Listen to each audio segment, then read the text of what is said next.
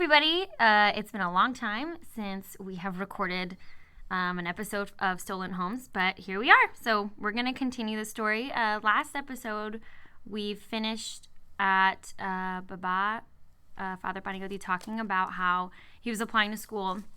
He had graduated. He was applying to colleges, universities, and the option of going to Beirut was not an option anymore because there were bad political things going on in the country.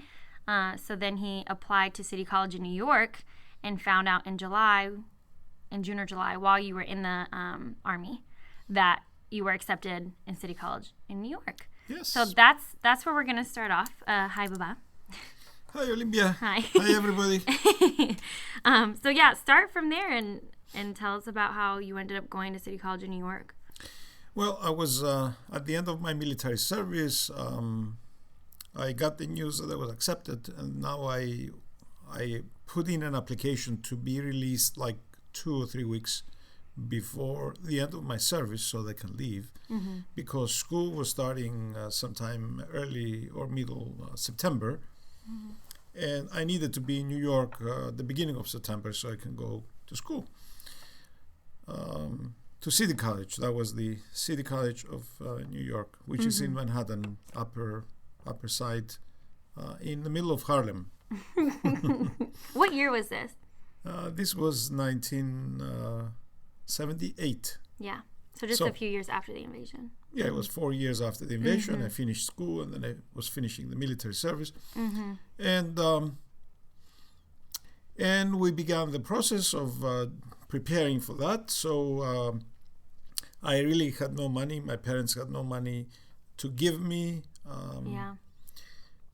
Because of the invasion, and we lost everything, and we had no money whatsoever. So my dad went to his boss that he was working at this hotel at Nice Beach at the time. He was working, I believe, at that time he was working as a gardener. So he was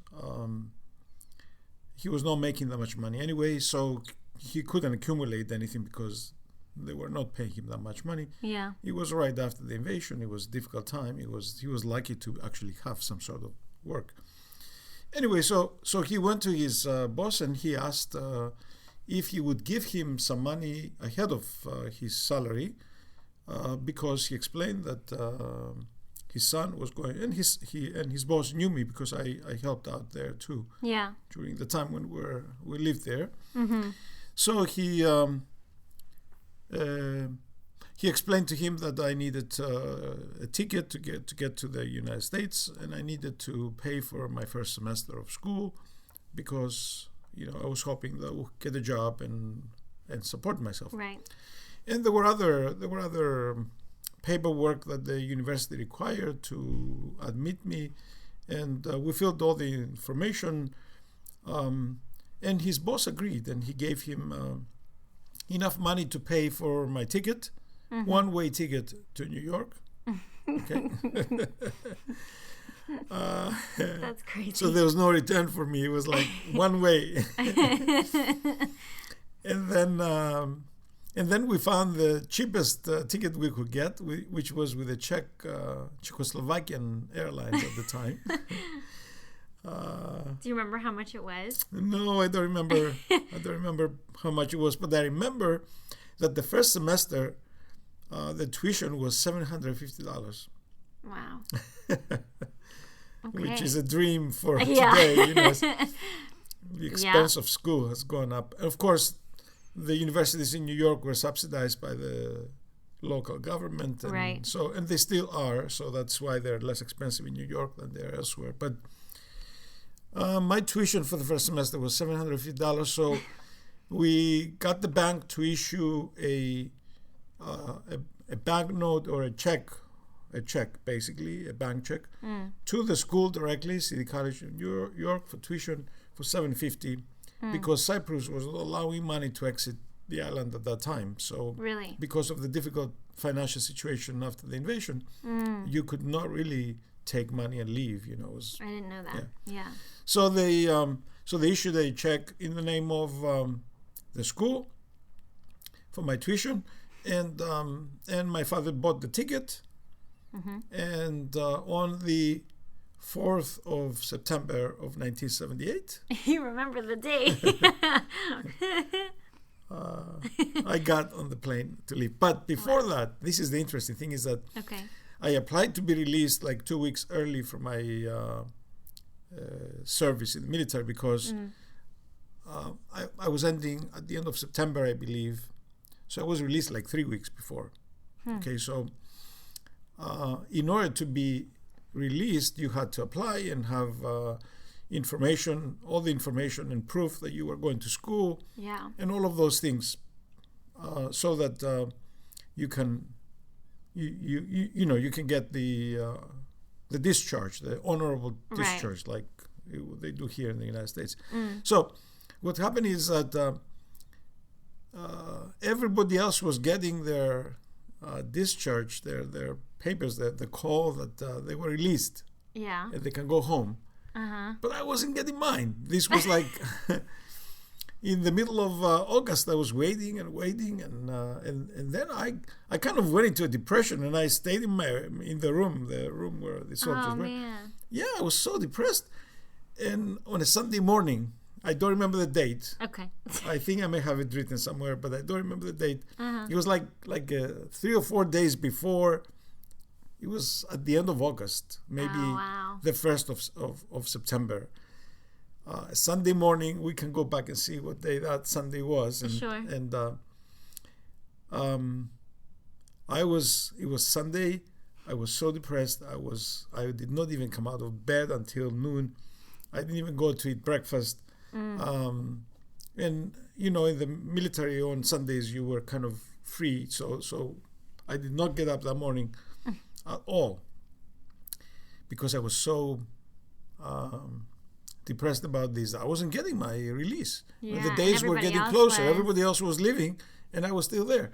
So that morning it came. Oh, nice. Somebody came running to the room where I was, and they called me and they said, "You have a message.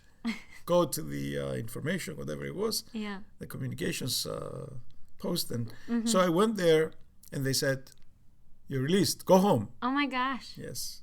I was so excited. I got up. I was jumping up and down. I was so excited. I packed all my things. I already packed. I mean, it was ready. You were ready I was to ready go. to leave. Yeah. I was waiting for that message, which came from the headquarters of the military. And I packed my stuff. I got on the road. I went outside. I got I was basically looking for a ride, for a lift somewhere. And I walked as much as I could.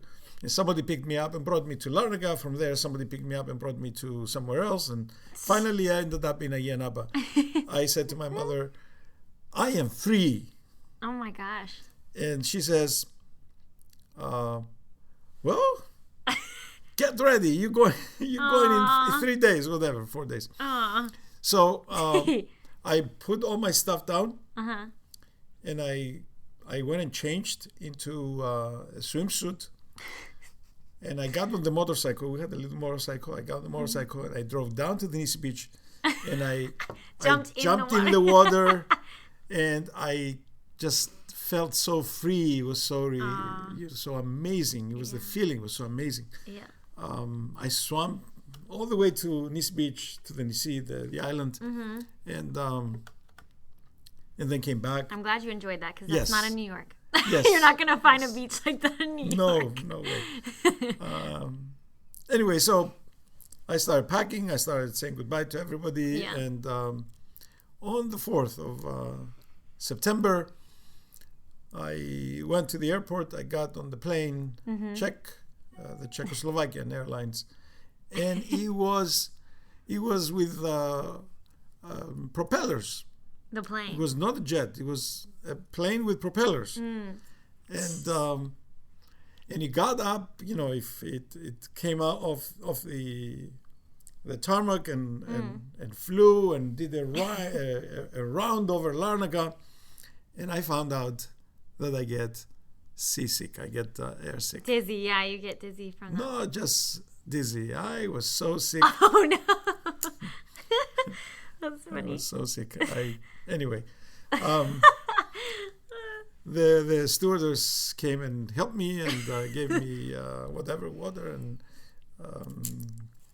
cleaned me up, whatever happened. Anyway, so we ended up in Prague.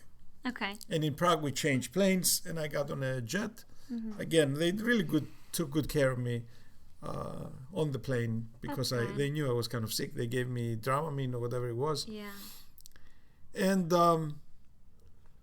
yep. And at the end of the day, we arrived in New York. It must have taken a long time to get there. Oh yes, it took 4 or 5 hours to get to Prague, and then it took another 8 hours to get to New York. It was a whole day. Mm-hmm. Yeah, it was a whole day. Basically a whole day. I was so dizzy and so sick that I really didn't care. I just went, So I arrived in New York, and as the plane landed, and we were at JFK in New York. So as the plane landed and he's running on the runway and it's coming closer to the buildings, I looked out the window. I was sitting at the window. I looked out the window. I see these huge cars. They were these huge cars. Every car was so huge. I said, "What is going on? Everything is huge here." And you had never visited New York. You had never seen anything like that before? Yeah, I had never traveled outside the country, outside of Cyprus. Of course, I didn't even know what New York would look like. I remembered some movies, from the movies, these tall buildings and kind of everything shiny. And yeah. So we get out of the plane. My friend Sotos Georgakis was waiting for me. Oh yeah, he was in New York already. Yes, he was already in New York. He had left before me from the military, and so he came to pick me up, and he brought me to his house. Okay. So as we I guess we took a taxi, or he had a car. I'm not sure exactly how we did it, but we got to Astoria, and I looked around, and the buildings were all so old. We went under the elevated train, and everything was rusted. And I said, "Is this New York?" Oh wow, Astoria is so different from like what you would see like in and Times Square. At that time, it was quite run down in so many different ways. Yeah. So it was an interesting experience, but the cars were so big. All the cars were big. Yeah. Anyway, so we ended up at his house. His parents, of course, he lived with his parents. Yeah. They were probably renting the house. I'm not quite sure at the time, because they were also new to New York, and they were all working, and he was also going to school and working. So the idea was that I will stay with them a couple of days. They will find me a job, because they told me that it's easy to find jobs in those days. Okay. And then I will go to work, and then whenever school starts, I will go to school. Okay. So it was late in the day when we arrived. I basically went to sleep soon after we got there, because for me it was a long day, and it was 7-hour difference. So if it was 8 o'clock at night, for me it was like the next morning. Yeah. 4 o'clock in the morning. So, or 3 o'clock in the morning. So I went to sleep. He gave me his bed, actually, my friend, and he slept on the floor. So I thought that was wonderful. It was very kind of him. That's so nice, yeah. Yeah, we're still good friends, and I love him a lot. Yeah. So he treated me well, and then the next morning he says, "We're gonna go downtown so you can see real New York." To see the real New York. Because I told him how disappointed I was. I said everything is so old and rusted. And anyway, so the next morning we got on the subway, on the train. We took the train, the R, I believe, at that time, from Astoria. Okay. And we went all the way down. So he says to me, "Now we're under the water. We're going under the river." Oh my gosh. I said, "Are you serious?" I felt my your ears pop? Ears popping. So I knew the pressure. I knew that we were going low. That was very interesting too. And then we come out the other side, and at some point we came out. I think we came out at somewhere around 42nd Street and Broadway or something like that. And then we come up to the surface. Of course, as we came out of the train, the subway, it was amazing. That platform underground, it was like 3-4 levels underground, and I was saying, are we underground? How far underground we are? Are we? Anyway, so we come up and all these people, thousands of people walking around and kind of rushing and going to catch their own trains and rushing to go out to go to work, or whatever it was that they were doing. And then we came to the surface, and then I looked up and all these tall buildings. I couldn't believe it. I kept looking up. My friend says, your neck is going to be hurting if you keep doing that. And watch out for people, it's yeah. But I kept looking, and I was really amazed at the buildings and how tall they were. So he took me around and showed me Times Square. And then from there, we went back and took the train. He took me down to the Twin Towers. Oh, wow. We climbed the Twin Towers all the way to the top to see New York from up there. After that, he says, we're going to go to the Statue of Liberty. Oh, my God. He took you everywhere. Yes, we took the ferry. We had a full day, so we took the ferry and we went across to the Statue of Liberty. And he says, we're going to climb up all the way to the torch. Oh, my gosh. We went all the way to the head of, now all of that's closed. They won't let you do that. Let you go up. But we climbed inside. We took the, I think the elevator up to some point, and then after that we climbed. It was 100 steps or whatever it was, all the way up to the head of the statue, inside the head, and we looked out through her eyes and through the holes in the oh my God, in her crown or whatever it is. Yeah. And then he says, we're gonna go to the arm, to the torch. But I think the torch was closed that day. We didn't get to go. Okay. But it was there. We saw it. Anyway, it was really amazing. While I was there, we looked also on the exhibits which talked about immigration. I was really moved by that. Huh. That was a moving moment for me because I felt that I was coming to a place where so many thousands of people before me came and had that feeling of freedom and had that feeling of the possibility of success. So it was a very hopeful moment for me, which brought tears to my eyes. Oh, that's good. Yeah, that's so good. It was a good introduction to the United States and a good introduction to New York. Yeah. And climbing up into the Statue of Liberty all the way to the top was really an amazing That's experience. really special because you can't do that anymore. Yeah, I don't think we did it again after that. Maybe one more time soon after that when I brought somebody else or somebody else brought me or something. But we never really were able to do it again because they closed it up. Yeah. Because the wear and tear on the statue, there was too much. Yeah. And today, even to get in, you have to stand in line for hours. Yeah. It was just a different time. Yeah, it was a different time. Yeah. But it was an amazing experience. I will never forget that. Statue of Liberty stands out, welcoming newcomers, and I felt like she was welcoming me. That's so cool. Yeah. Did you tell Yaya and Bapu that you had arrived? Was there any communication at that point? No, I didn't. I think what I did, because there was no phones to communicate. Yeah, how would you tell them? Yeah. Well, I wrote them a letter. Okay. Yeah, I don't remember when, but I wrote them a letter eventually, and I said I arrived, I'm good. I started school, and whatever they got it was. The letter, like Yeah. And they wrote back. They wrote back. Yeah, okay. yeah. So we kept writing letters back and forth. That's cool. Yeah. Yeah, I did. They didn't have the a phone. Yeah. Of course. Yeah, the first four years of being in the United States. Well, the first 3 years before I went and visited, because I was. Now, before I left Cyprus, the day I left Cyprus, I need to say this because this was another moving moment. Is okay. I was saying goodbye to everybody, and the morning that I left for the airport, I said goodbye to my parents. I kissed their hands, and they embraced me, and that's the first time in my life I saw my father cry. Aww, Bapu cried. Bapu cried. Oh. And he said,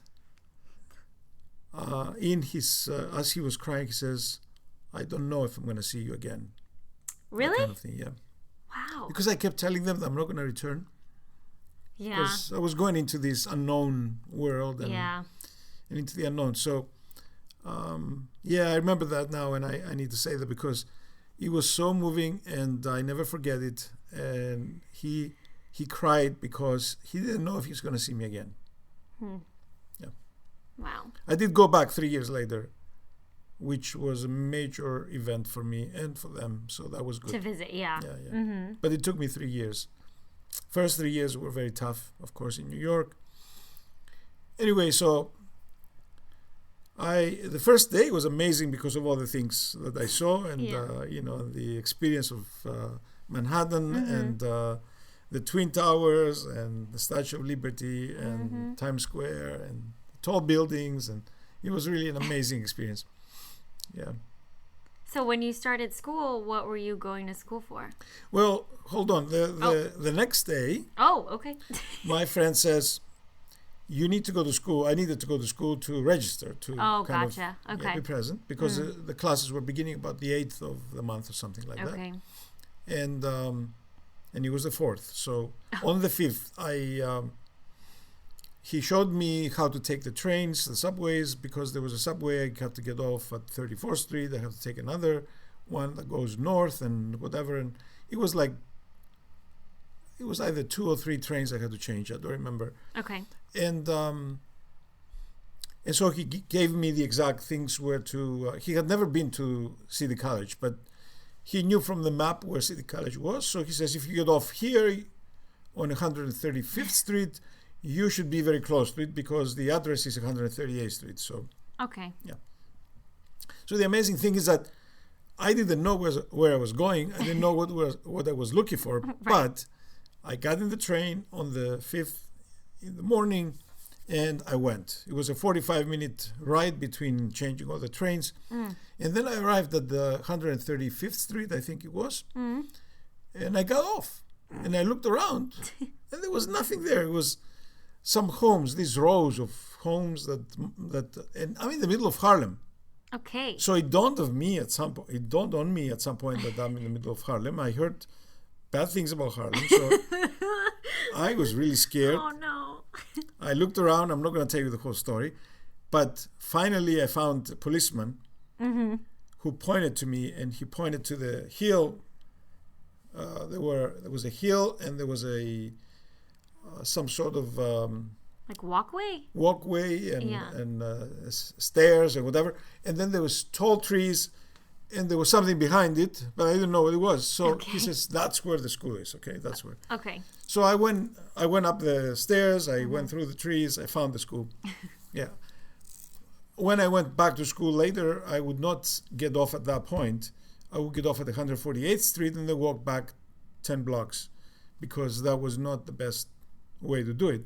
But at that point, I had no idea. So what were you supposed to do? Yeah. So the first day I came to school. Later, I took the same stop and I got off and went up the hill again. But anyway, so that was my first visit to City College, and I found it. I registered. So they asked me, "What do you want to study?" So I said engineering, but what engineering?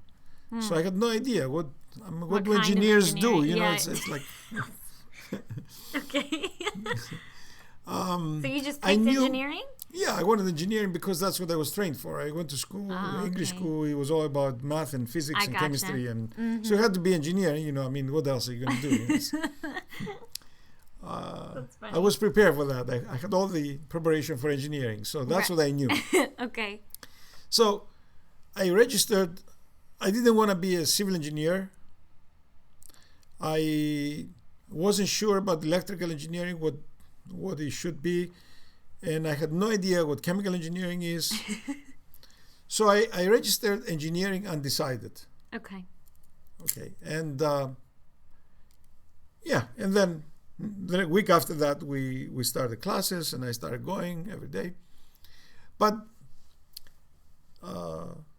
and the story is that right in the middle of the first semester, I went to register for the next semester. That's how they do it, right? In November. Still do it. In November, you need to register for the next semester. So I went and I found out that they had listed me for electrical engineering. And I said, at that point, I knew a little more. I had studied it. and I understood more, but I still didn't know exactly what chemical engineering is, but I was attracted to chemistry. Okay. So I was doing well in my chemistry class. I kind of had a good background in chemistry. So when November came, I went back and I changed my registration from electrical engineering to chemical engineering, and that's what I graduated with. But I still didn't know what chemical engineering was and what they did and what was required but I knew chemistry was my strength. Was your thing? Yeah, it was my thing. Yeah. Yeah. So during that time when you were, let's say because it was 4 years, it was like normal university setting, right? Yeah. So during that time that you were getting your degree, did the invasion ever come up? Did anybody ever know? Did you ever talk about it? Oh yeah, of course. But before we get there, let me tell you the third day, okay? Okay. You remember day by day. That's amazing. Yes. So my second day, okay, let's put it this way. My first day is when I arrived on the 4th. Yeah. On the 5th, I went and saw all the buildings and Statue of Liberty. On the 6th, I went to school and registered and discovered what the university looked like and where it was. Yeah. On the 7th, I went to work. Oh my gosh. Yeah. But and my friend brought me and introduced me to a donut shop. I had no idea what donuts are. That day I discovered donuts, okay? Yeah, we don't have those in Cyprus like that. It was a donut shop on 8th Avenue and 48th Street. Okay. In Manhattan. It was probably the worst place to be. Oh my gosh. But I wasn't going to get paid because I didn't know anything about donuts, so I never worked before in America. So the owner agreed to have me kind of watch and help out, but with no pay. Okay. He gave me coffee and gave me a donut too. That was good. He didn't pay you for like the training technically? No. Oh. The agreement was that he's not going to pay me because I couldn't really offer him anything. Okay, I see. Except stand behind the donut thing and watch. Okay. I didn't even know the names of the donuts. I didn't. And don't forget that I spoke English, but my English was British English. Yes. And I could not understand what these people were saying most of the time. And they couldn't understand you probably And they couldn't understand me. Yeah. So I have You're talking to New Yorkers. Great stories about that. Yeah, So I'm not going to tell you any now. But I was in that donut shop and I saw some of the most horrible things happening outside. What do you mean? Some drunken guy, a tall drunken guy, or he was on drugs or something. I don't know exactly who it was. He was running around and he was punching people in the street. We can watch him. We can watch him through the window. Oh my goodness! And then he comes to us and he wants donuts and coffee and whatever. And the owner didn't want to give him any because he was so out of it that he didn't want him around. So he goes outside and he's banging on the glass. And I tell you, that day I was so scared. That was the last time I went there. The donut My shop. training ended that day. Yes. Okay. Okay. That's horrible. So the next day, we're now on the 8th. On the 8th. You start school? It's no. Oh. I think it was. Yeah, the school didn't start until Monday, which was probably the 12th or something. Okay. 10th, 12th. So the 8th must have been Friday. Okay. Yeah. I arrived on Monday, I believe. On Tuesday, we went downtown. On Wednesday, I went to school. On Thursday, I went to the donut shop. On Friday... Okay. On Friday, the brother of my friend that I was staying with them, he took me around. One of the two of them took me around, and I found an apartment. It was not an apartment, actually. It was a basement, a room in a basement at somebody's house, which wasn't very far from their house. And I don't know how they found it, but they looked around. There were advertisements of available rooms. So they brought me, and I got an apartment on Friday. Okay. Yeah. A room, an underground room. Yeah. A basement room. A basement room. Yeah. And that was my new home. Right. I really didn't have much, just a few clothes. The next thing I did, I went and bought some warmer clothes because New York gets cold. But I didn't yet. I had no money. Remember, I had no money. Yeah. I paid the $750 that I brought the check. I brought it to the school and I paid the first semester. So I had no money whatsoever. So after we found the apartment, and it would be by a week, and it was about $25 a week for the room. Wow. Yeah. What a dream. $25 a week. And then on Saturday, that was on Friday, right? I moved into my new room. And on Saturday, my friend's brother, he took me to the place where he was working. Okay. It was called the Astoria Manor. And it was a catering place that had these big parties. You know, if you wanted to have a party for the baptism of your child or a wedding or whatever, that's the place to do it. They had 11 different rooms. And then the upstairs, they could open up all the rooms and they would create a huge grand ballroom which could hold 1,000 people. What? Yep. That is a lot of people. Okay. So the funny thing is, okay, my name is Panagiotis, right? So my friend brought me there and he introduced me to the manager and they gave me a job. Okay. In the meantime, I had gone to the bank and I had gotten Social Security number. In those days, they would give Social Security numbers to... Really? Yeah. Wow. I went to the Social Security number place, or maybe the bank did it for me. I don't remember how we did it. Okay. But I got the Social Security number. I got an account in the bank. Okay. All right. So on Saturday, I went to work. They hired me on the spot as a waiter. Okay. In this huge place. Yeah. And my friend introduced me as Pete. Oh my gosh. And he didn't tell me. Oh no. And I had no idea what these guys were talking about. So. Oh no. What an introduction to this country. Okay. So they sent me upstairs. And I'm working with like 8 waiters, 10 waiters, whatever. It was a bigger party. And people are calling me and they're calling me Pete and I'm not answering. I had no idea they were calling me. Oh, that's funny. Oh, that's good. So they thought that I was deaf or something. Oh man, that is good. So then somebody takes me and says, "Come in, I'm going to introduce you to someone." So he introduced me to a Greek American young man. Okay. He was probably a couple of years younger than me, but he was also going to City College. He was starting at the same time. Okay. Jimmy was his name. Anyway, and Jimmy kind of showed me around and explained to me that I was being called Pete, and I needed to respond to that. And I needed to respond to that. Okay. I had some very funny times there. Oh man. When I remember one time this big woman came to me and it was this night. It was either this day or the next night or something, or in the evening. I was there for the morning shift. I was there for the evening shift. I went for the next morning shift. You worked as much as you can. Yes, yeah, I worked like 4 shifts in the weekend. Oh my gosh. And then I was working like 5 shifts, Friday night, Saturday morning, Saturday evening, Sunday morning, and Saturday night, because I needed money. I needed to pay for the rent. I needed for food. I needed... Anyway, so my expenses, I needed to buy books. Yeah. Yep. Yeah. Anyway, so he introduced me, he showed me around, but then this big woman comes to me one day and I was really impressed how big these people were.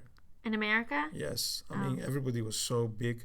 I was saying, how much are they eating? You know, that kind of thing. Yes. Oh my God.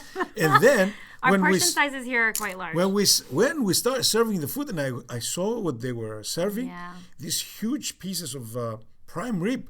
Yeah. Huge pieces with potatoes and string beans and a salad and dessert. The portion sizes I said, no wonder here. why these people are so big. Oh. Anyway, so okay. I got used to that.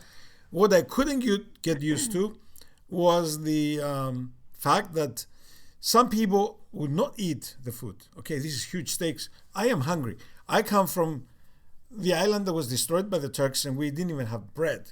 And I would see these huge steaks, and at the end of the meal, at the end of the party, we would throw them away. Oh my gosh. We just dumped them into the dumpster. And of course, what they did, I found out later, is that they ground them up and they sent them to the pig farms in upstate New York. But that's another story. Okay. I said to myself, if we could collect all the leftovers from this one night or one weekend maybe, I would pay all of my expenses for my studies for the rest of my life. Oh my God. That's how much food was being thrown away. Anyway, so this woman comes up to me and she's looking for. She says, "Where are the bathrooms?" I said, "Bathrooms? She's gonna take a bath in this place?" Oh my God! You didn't know. I knew toilets. Yeah. Mm-hmm. I knew lavatories, perhaps, but bathrooms? They have bathrooms here? I said. She says, "You work here and you don't know where the bathrooms are?" I said, "Sorry." So I found out the bathroom means toilet. Yeah. Okay, that's how I find out. Oh. I have many stories like that of not knowing what they're asking for, not knowing what people are saying. Right. Not Culture shock. Total culture shock. Yeah. In language and everything. It was like 4 days. I mean, it wasn't. You had just arrived. You were brand new. But I was kind of thrown into this. Well, 100%. I needed work. So yes, that's true. Anyway. Oh, Lord. So starting school.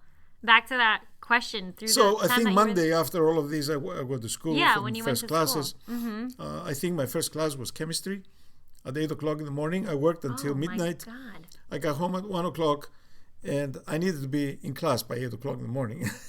Oh my goodness.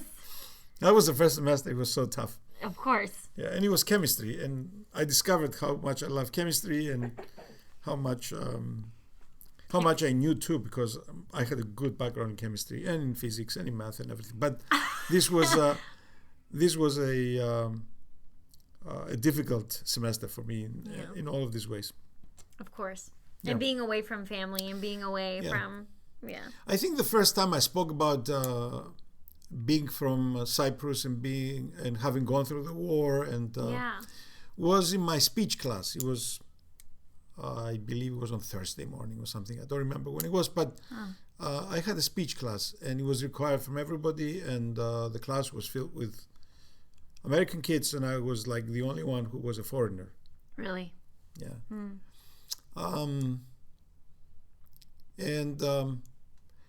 And I realized that my English was good, my pronunciation was different. Yeah. So I would say things and they wouldn't understand. So in preparation for that class, we had to do a speech every week. Oh my goodness. Yeah. Okay. Every week we had to do one speech. Maybe it was twice a week, I think. And everybody had to do a speech once a week. And so it was a small speech, like 5 minutes or something. Yeah. Mm-hmm. But I had such a difficulty in pronouncing things like they were doing it here. So I had to practice. So I had to, what I did is, as soon as I got a little money, I went, at the end of the week, they gave us money. So I took the money and I went and bought a tape recorder. Okay, so I would tape myself and listen to myself, and then I correct myself to to get an American accent. Oh my gosh. And then my friend bought me a little TV. It was like a 9-inch TV or something like that. Okay. So I would turn it on, I would listen to the news, and I would try to mimic the accent. The accent, yeah. The way I would see how do they say that and how they say this and how they say. I used to say coffee, but they in New York they don't say coffee, they say coffee. So I needed to make it exactly like they did. I used to say girl for a girl, right? For a girl, it was a girl. It's a British way, girl. But in America they don't say that; they say girl. Girl, yeah. So I still cannot do it. But I practice and practice and practice. So within the next 3 months, I kind of lost a lot of my British accent. My Cypriot accent is still in the background, but my English accent I kind of gave up. Yeah. And then I was still learning what these slang words are and expressions, American expressions, colloquialisms and things like that. I'm still learning those to this day after 42 years. But it was very tough. The first 6 months were amazingly tough in almost every way you can imagine. And the winter came, and that was the worst part of it. I had never gone through a winter like that in my life. I come from the plains of Cyprus where the temperatures will never go below freezing, and here I am, and it's 8 degrees Fahrenheit. Oh my gosh. And then it went down to 0 degrees Fahrenheit and things like that. And so I had to really get some warm clothes, and I had to stay. And the basement didn't have heat, so that was the other thing. So I went and one of my friends gave me a space heater. Yeah. The owner didn't like that because it was on him and the electricity, but I said, what were we going to do? What are going to do? I got sick. I got sick 2 or 3 times. I said, I cannot get sick. No. I cannot miss school. I cannot miss work. Miss work, yeah. So in that speech class, obviously you were the only one who had something like that to talk about. So what do you remember that experience of talking about it? Did you want to talk about it? What were people's? Do you remember anything about talking about it in that speech class and people's reactions, or the teacher or anything? Yeah. Do you remember? I don't remember. I think people didn't really know much. The kids didn't know much. I don't think the teacher knew much about Cyprus either. I mean, it was recent. Everything was recent because it was 4 years. That's true. Since Cyprus was invaded, but they didn't know very much, and they didn't know how to deal with me in the sense of what to say.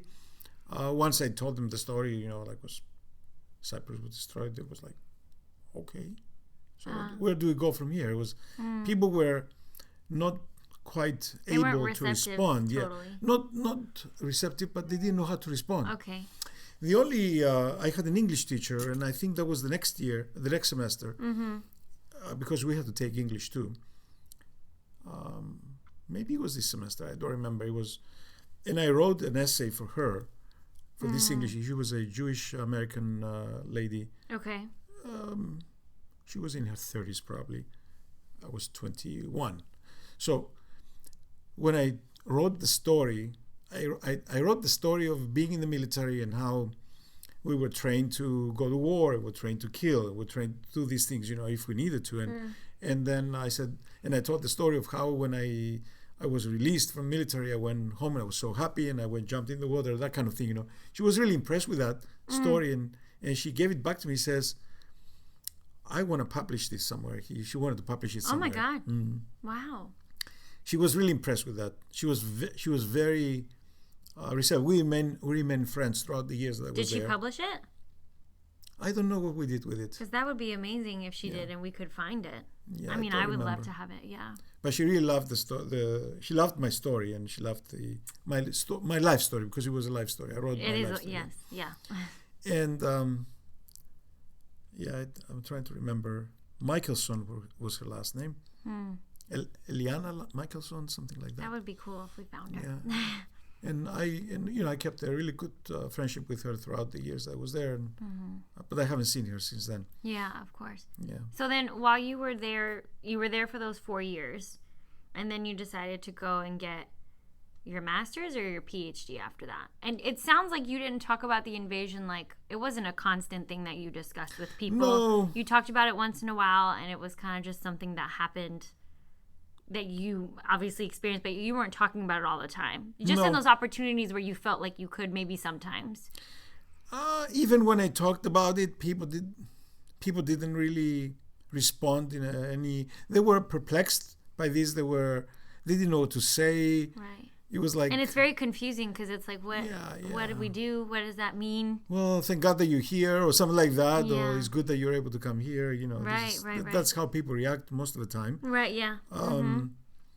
I don't think people realize the intensity of that and how that remains with you. I don't think people understand that. But I didn't expect anything. Really, I really didn't expect anything. I was on my own. I was right. And you were moving on. Like you were trying to move on from your life. Yeah, with your life. And I didn't want to deal with it too much myself. I remember there were demonstrations at the United Nations. I didn't want to do with that. Demonstrations in favor of Cyprus or whatever. I said, I have too much pain inside of me to go to this. Yeah. I was focused on school. I was focused on work. I mean, I needed to survive. For me, it was survival time. Yeah, literally. Survival time. Yeah. So then after those 4 years at City College, you graduated and you went and pursued your PhD or your master's? Well, what happened is that the last semester, before I graduated, it was right before Christmas. Well, that semester, everybody was applying for graduate schools. And I applied too. I applied to several. And then 3 days before Christmas, I got a call at the apartment. I had moved already. It was now 3 years later, right? Yeah. Mm-hmm. So I had moved to an apartment. At the time, Theodoros was with me. Your my, older my brother. my older brother. Mm-hmm. So I got a call from Notre Dame. I had applied to Notre Dame, the chemical engineering department, and they accepted me. They gave me a scholarship and a stipend. Scholarship, full scholarship for tuition, and then a stipend of $10,000 a year for graduate research and things like that. And so I went that way. I also was accepted by City College for the graduate school, but I didn't want to stay. It was enough for me. I wanted to get out. And I went to one of my professors, and I asked for his advice. He says it's better for you to go to another school to see other things, to kind of experience the world in a different way, and that department. So I moved to Notre Dame. That summer after my graduation, I went to South Bend, Indiana. And that was for a PhD in... And that was for a PhD program, which I entered. I went through the classes. I went through the comprehensive exams a year after I entered. Yeah. In the summer, I passed my comprehensive exams. I entered the PhD program basically fully. And that's when I felt the calling to the priesthood. And that's when I decided to leave. Wow. Yeah, it was after I was ready. I would have another probably 4 years of doing the PhD. I had to do all the research. I had to do... But you finished your master's, though, even though What I did is that I got out of the PhD program. I did a thesis for a master's. I finished my research work. I published my master's thesis. I wrote my master's thesis. I submitted it. It was accepted, and I graduated that summer. So I was at Notre Dame for 2 years instead of 5. Can you talk about just really quick the calling, because I think that's very abstract for some people. Can you just talk about your personal experience as to what was the precipitating thing that happened, or things that happened when you were like, I think I need to go become a priest? Like, how did you make that decision? It's hard to explain. People don't really, I don't think, unless you go through the same thing, you don't really understand. Yeah, I know. Yeah. But I think what happened to me is an amazing thing, is that once I got out of New York was tough. New York was dangerous. I mean, when I was in New York, I remember going to work on a Saturday morning downtown in Manhattan for a job at the Euro place somewhere. I don't even remember like a Greek anymore. diner. Mm-hmm. Yeah.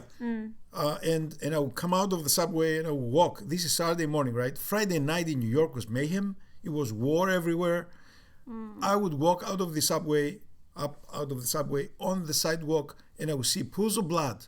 Oh my God. I mean, the killings, the destruction, the mayhem that happened on Friday nights in New York at that time was unbelievable. Really? Okay, New York is not like that anymore.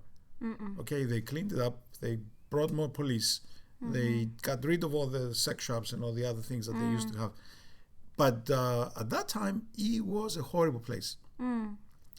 So when I came out of New York and I went to Notre Dame, I arrived there in June. I asked to go early and begin my research early. That's cool. And the professor who I was under, he funded me to be there in the summer before everybody else came into the program. And so I was there in June. And one of the reasons that I wanted to go is because I had no other place to be. I mean, I didn't have family in the United States. I had... You had Theodoros, but he was working. He was going to school. He was doing his own thing. So I wanted to go, and I wanted to get out of New York. So when I got out of New York, I arrived in South Bend, Indiana. I think it was on a Saturday, and I couldn't believe the difference. I think I came Friday. I arrived on Friday, and Saturday morning I woke up and I took a stroll outside. They gave me a room in a house, Stanford Hall, I think they called it. Yeah. Okay. And it was very interesting because that Stanford Hall was the house for priests, for Catholic priests. Oh wow! Yeah, foreshadowing. But there were a few graduate students like me from engineering, from art, from It was business, mixed, but that was the mixed. house specifically for. Yeah. Most of it was Roman Catholic priests who were studying there, and there were a few of us That's cool. outsiders. Okay, so I woke up on Saturday morning and I walked outside and it was beautiful. The trees were so beautiful. It was cool, summer cool. It was like a big forest, like a park. The lakes were right there. There were 2 lakes right there. Oh, wow. The birds were chirping. The people were smiling. They saying good morning. In New York, people would not look you in the eye. Yeah. Not say good morning to you. They're on a mission. Yeah, they were afraid of each other. They still are. I mean, New York is still in bad shape when it comes to communicating between people. Yeah. People are afraid of each other to this day. They don't want to get involved with you unless they know you. You know, that's the whole point. If they know you, they would say hello. But if they don't know you, they don't want to be involved with you. Anyway, but here I am at this paradisial place. People smiling and saying good morning. And the birds are chirping. And That's so the nice. sun is shining. And the lakes are reflecting the sun and the trees. And it's just an amazing place. So something happened in me. So the next morning when I woke up, it was Sunday morning. So I said, I want to go to church. Huh. Okay. Okay, so I found myself again. Yeah. So I said, I wonder if they have an Orthodox church here. So I took the yellow pages and I flipped through and I went to Orthodox or whatever and I found St. Andrew's Greek Orthodox Church, South Bend, Indiana. Okay. So there was a phone number. By this time it was like 11 o'clock in the morning. In the morning. So I picked up, I had a phone in my room, so I picked up the phone and I called the church. And a lady answered. And I said, is this the Greek Orthodox Church? She says, yes. I said, do you have a service? Do you have liturgy? She says, no, we just finished. But we have a baptism. Oh. So I told her who I was. She says, who are you? I said, I'm a student. I just came, whatever. And I'm at Notre Dame. And she says, oh, we have a baptism. Would you like to come to the baptism? Just inviting you to people's baptisms. That's funny. Okay. So I said, sure. So she says, okay, I'm gonna have somebody come and pick you up. So Was this in English or was she speaking Greek to you? Do you remember? I don't remember. It doesn't matter. It doesn't. I was just wondering if they spoke Greek at all. Well, some of them did. I mean, there were a lot of them that spoke Greek. That's nice. Anyway, the lady answered the phone. I think she must have spoken Greek. Maybe I asked in English and then I realized she was. Yeah. Mm-hmm. Anyway, so she says to me, come out to the library outside, whatever, some spot, and somebody will come and pick you up from there. And yes, somebody drove up. It took them about 10 minutes. By the time I got, it wasn't far. Yeah. Mm-hmm. So they came. The lady, another lady came and picked me up and brought me to the church. Mm-hmm. It was an unfinished church. They had the hall finished, but the church was halfway. Mm-hmm. And they were doing it was in the hall, right? The basketball court. Mm. So they had the altar set up in the back and, and then they did the baptism and they closed everything up. They put chairs and tables and whatever. Anyway, so they invited me I was introduced to the priest, Father Petropoulakos, Nick Petropoulakos. What a great name. He was a very nice young man at the time. So he's still young. He was very nice to me, and he took me under his wing, and he realized I could chant. I could help him with the services, so I offered, and he liked that because he didn't have help all the time. Was this the first time you had been to church in? No, I had been to church in New York, but not very much, and I was like an outsider because always the crowds, big crowds. Yeah. Okay. And I would go on major feasts, so it was always crowded. On Sundays I worked. Right. Anyway, but I did go for Pascha. Which is Easter. For Easter, yeah.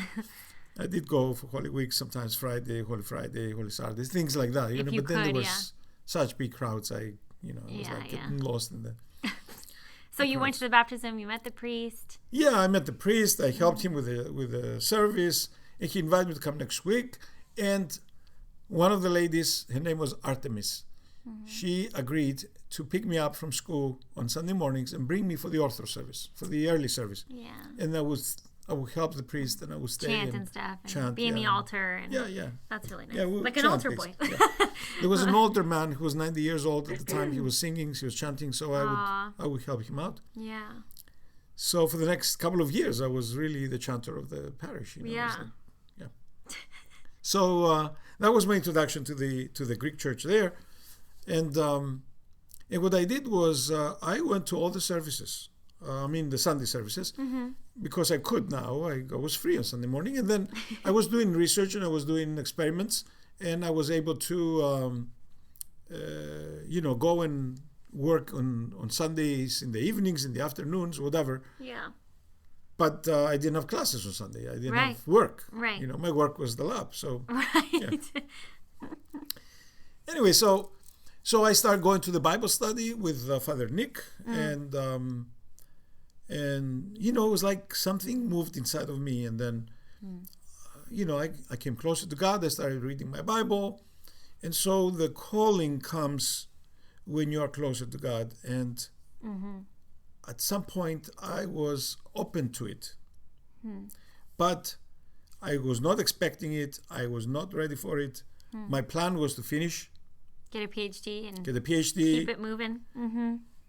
From there, I was a foreign student, so I would either apply for a job as a PhD after I finished, or my other plan was to continue, try and get another scholarship and go and do an MBA. Oh, wow. Because I thought that the most successful chemical engineers were the ones who had MBAs, and they would actually be in the management side of the corporations, the companies, corporate, yeah. Instead of being in the lab all the time. And so I'm a people's person, so I couldn't see myself working in a lab for the rest of my life. Yeah. But a lot of PhDs, that's what they do. That's their work. Unless you go into management and then you're.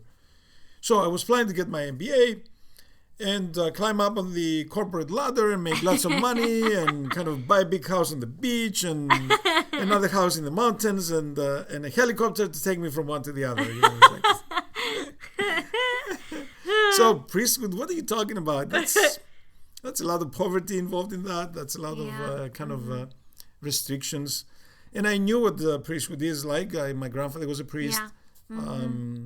I was very close to that, and I grew up with that, so I knew exactly what it was. And if I was going to be a priest, I wanted to be a serious priest in the sense of how I lived my priesthood. So I wasn't going to do it just haphazardly. Right. And I rejected that idea a long time ago. So I did not. It passed through my mind when I was a teenager, but after that, it was like that's not for me. I'm in engineering now.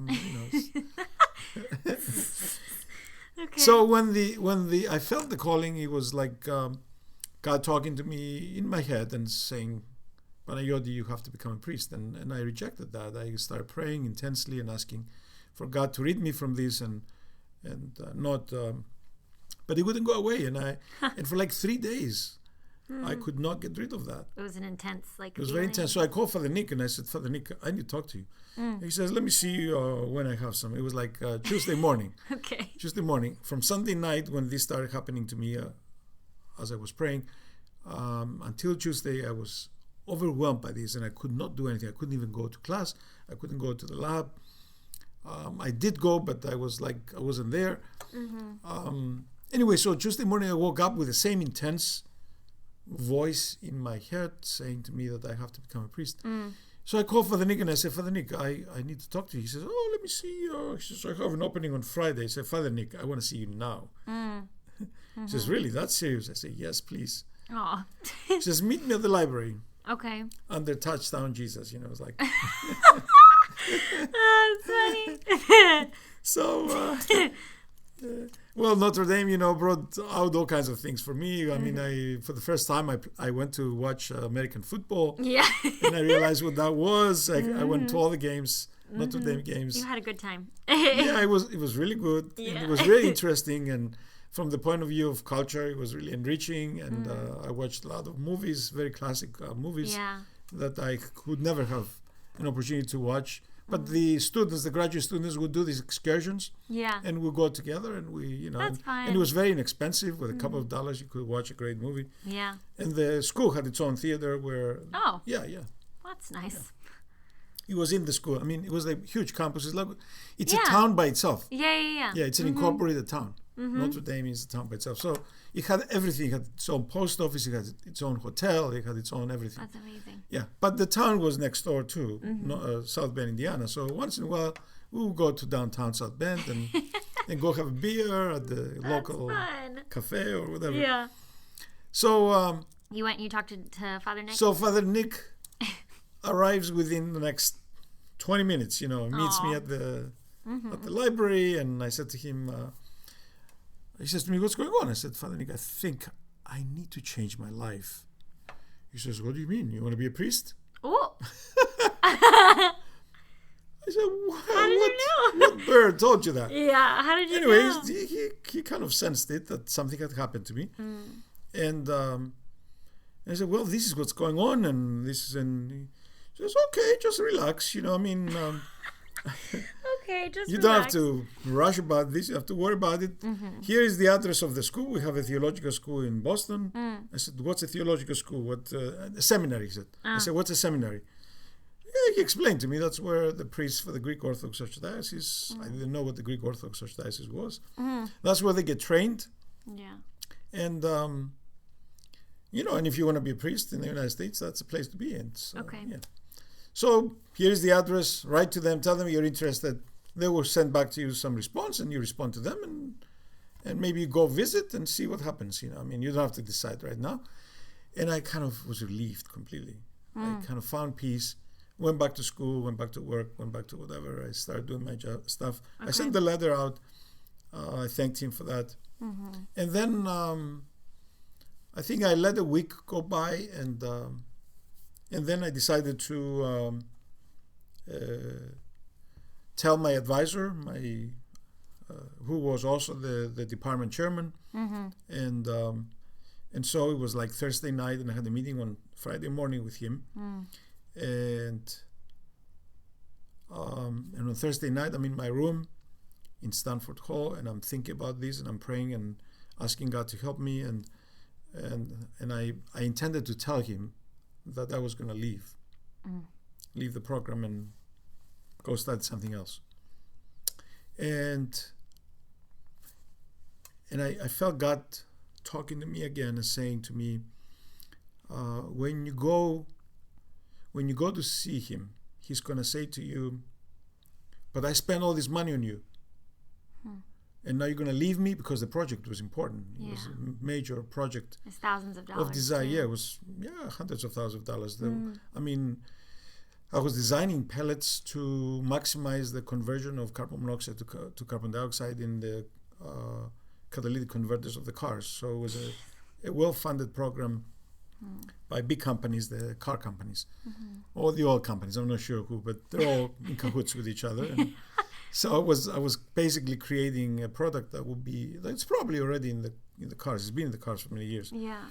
Anyway, but what we're doing is that we're in the middle of the project, and so I felt this voice in my head again saying, he's going to say this to you. I spent so much money on you, and you're going to leave me in the middle of this. And then the answer came and said, "And tell him that God will give it back to him many more times." Okay. When he says that. Wow. Okay. So I went to sleep. Next morning I got up, I went to his office, and I said, "I think I need to change my life. I think I need to kind of move on. I am planning to go study theology." He says, what are you talking about? He says, "I spent so much money on you," because he paid also for the summer that I went, and he paid for my tuition, he paid for my stipends, Everything. Everything, yeah. "I spent so much money on you, and you're going to leave me in the middle of the project?" Oh my God. And in a kind of a low voice and kind of a little scared, I said, "God will give it back to you many more times."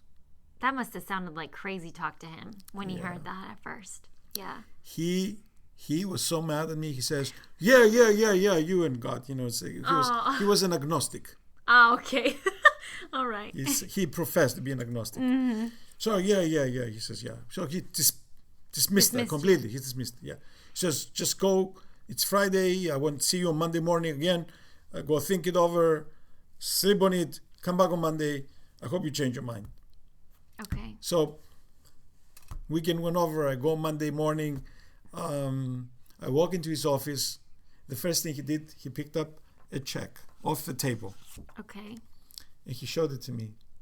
$100,000 from a company he didn't expect any money from. They hadn't given him money for a long time. You know, these guys, they get grants from companies to do research. Mm-hmm.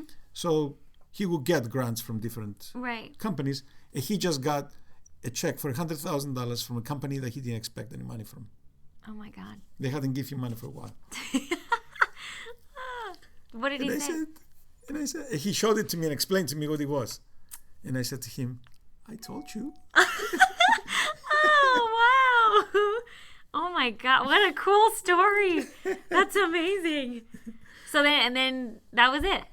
And that was it. What I did was I arranged to complete whatever courses I was missing, a couple of courses I was missing, and then complete my thesis. I wrote the thesis. I have it right there. Oh, in the okay. shelf. All right. Yeah, I'll show it to you.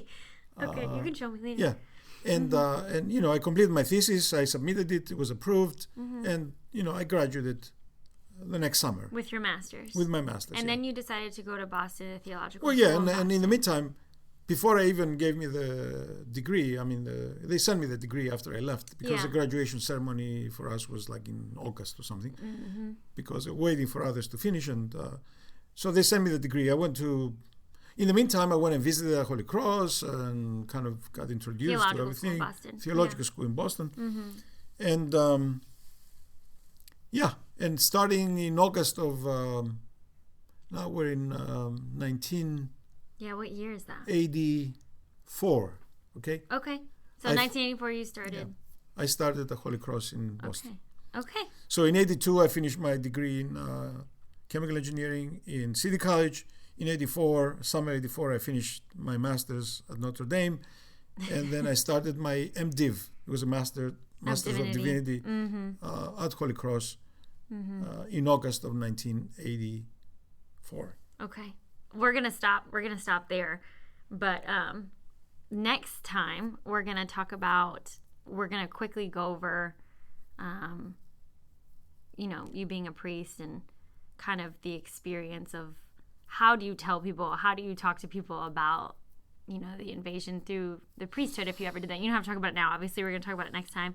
And then we'll talk about the experience that I had and that my brother Stradi had when we went to Cyprus, because I was born in Cyprus, and we'll talk about that too because it was a big conversation with us. It was within us. I mean, we grew up talking about the invasion and all those things. So it comes back around heavily where we talked about it a lot. So we'll definitely talk about that next episode. So make sure you stay tuned. And again, if you guys have any questions about anything, because this is a lot of heavy topics. And this one was a little lighter because we were talking about just the transition coming to America and the culture shock of that all. But if you have any questions, you can always reach out to me on Instagram at Olympia Papageorgiou, and you can definitely ask whatever you would like to be answered by us. But thank you for listening, and we'll hopefully see you really, really soon. Thank you. Bye. Okay, thank you. Bye-bye.